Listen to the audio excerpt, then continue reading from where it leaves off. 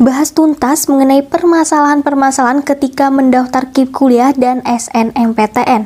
Assalamualaikum warahmatullahi wabarakatuh. Halo teman-teman, welcome back to my YouTube channel. Balik lagi di YouTube channel aku, Indah Yusni. Di video kali ini kita akan membahas mengenai berbagai permasalahan ketika melakukan pendaftaran KIP kuliah ataupun SNMPTN, baik itu saat pengisian data dan lain sebagainya. So, jangan di-skip-skip video ini agar teman-teman tidak kelewatan setiap pertanyaan yang aku bahas di video ini. Bagi teman-teman yang belum subscribe, yuk subscribe dan aktifin notifikasi lonceng kalian ya, agar teman-teman gak ketinggalan informasi terbaru seputar pendaftaran kuliah.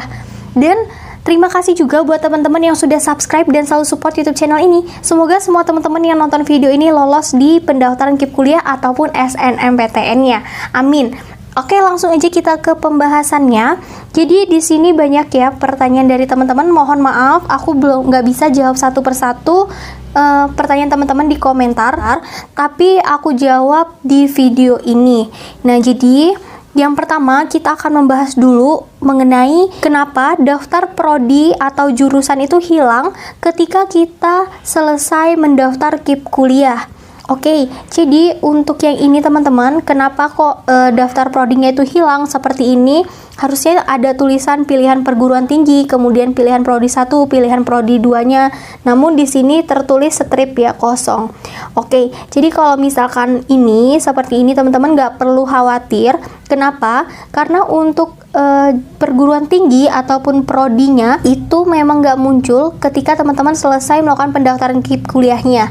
Namun nanti akan muncul ketika teman-teman selesai melakukan finalisasi LTMPT ataupun SNMPTN dan jalur lainnya. Jadi jika terjadi seperti ini itu bukan karena kesalahan teman-teman, memang prodinya itu yang tidak muncul ketika selesai melakukan pendaftaran KIP kuliah.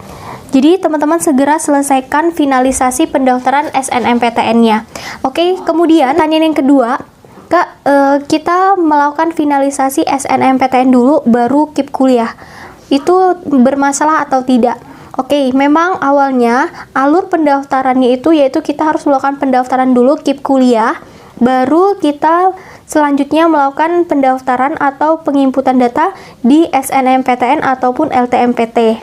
Namun saat ini dari pihak panitia itu memperbolehkan teman-teman melakukan finalisasi dulu di SNMPTN, baru melakukan finalisasi di KIP kuliah atau melakukan pendaftaran di KIP kuliah. Mengingat saat ini untuk nomor KIP kuliah dan nomor KKS itu tidak harus teman-teman isi, jadi memang tidak ada kolomnya lagi dan itu diisi otomatis. Sehingga ketika teman-teman mau daftar SNMPTN dulu baru KIP kuliah itu tidak masalah. Dan tidak akan berpengaruh ke lolos atau tidaknya. Kemudian pertanyaan yang ketiga, Kak, jika kita tidak lolos SNMPTN melalui jalur KIP kuliah, itu apakah bisa melakukan pendaftaran lagi di jalur lain menggunakan KIP kuliah? Oke, jika kasusnya seperti ini, teman-teman tetap masih bisa melakukan pendaftaran SBMPTN ataupun jalur mandiri menggunakan KIP kuliah ini. Namun, khusus untuk yang pendaftaran mandiri, teman-teman harus menanyakan dulu ke pihak universitasnya apakah menyediakan pendaftaran jalur mandiri menggunakan KIP kuliah. Seperti itu aturannya, teman-teman. Selanjutnya, untuk pertanyaan yang keempat, Kak, untuk dokumen pendukung itu diisi apa? Kemudian bagaimana cara mengisi penghasilan orang tua atau wali atau orang tuanya itu yang sudah tidak ada? Jadi untuk dokumen pendukung ini teman-teman bisa isi menggunakan KIP atau kartu KKS, kartu keluarga sejahtera yang warnanya merah putih, atau kartu KJP teman-teman juga bisa, dan berbagai kartu dari bantuan pemerintah lainnya. Jika teman-teman tidak memiliki kartu yang dari pemerintah seperti KIP, KKS, dan lain sebagainya, teman-teman bisa menggunakan SKTM. Namun di dalam SKTM tersebut teman-teman harus memberikan rincian penghasilan orang tua maksimal 4 juta. Itu rinciannya. Kemudian selanjutnya bagaimana kita mengisi penghasilan orang tua, Kak? Jika orang tuanya itu sudah tidak ada atau cerai dan lain sebagainya.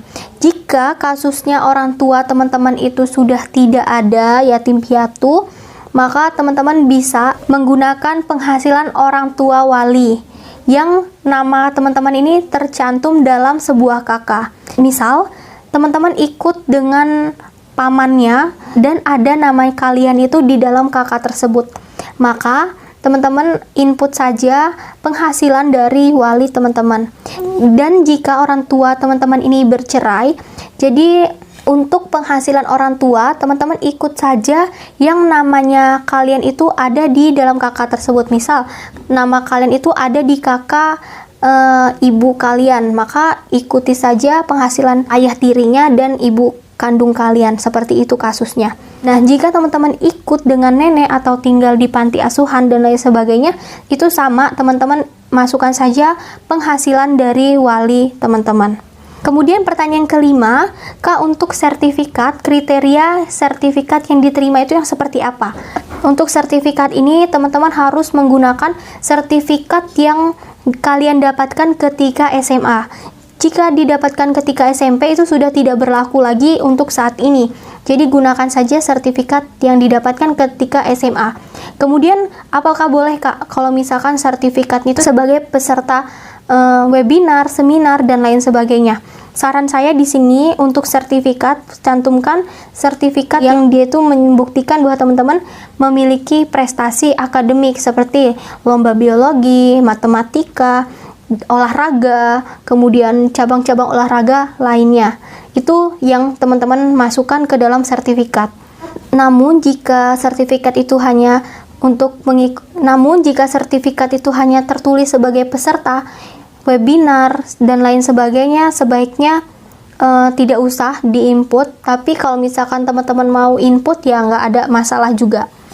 Oke, jadi seperti itu teman-teman pembahasannya. Jika masih ada yang bingung atau ingin ditanyakan, silahkan komen saja di kolom komentar. Tapi jika aku tidak bisa menjawab semuanya, maka akan aku bahas di video selanjutnya. So, teman-teman pantau terus YouTube channel aku agar nggak ketinggalan informasi-informasinya. Oke, jadi seperti itu pembahasannya. Jika ada yang ingin ditanyakan atau masih ada yang bingung, silahkan komen saja di kolom komentar. Dan jika aku tidak bisa menjawab semuanya, maka akan aku bahas di video selanjutnya. So, buat teman-teman tetap pantau terus YouTube channel ini agar teman-teman gak ketinggalan informasi terbaru yang lainnya.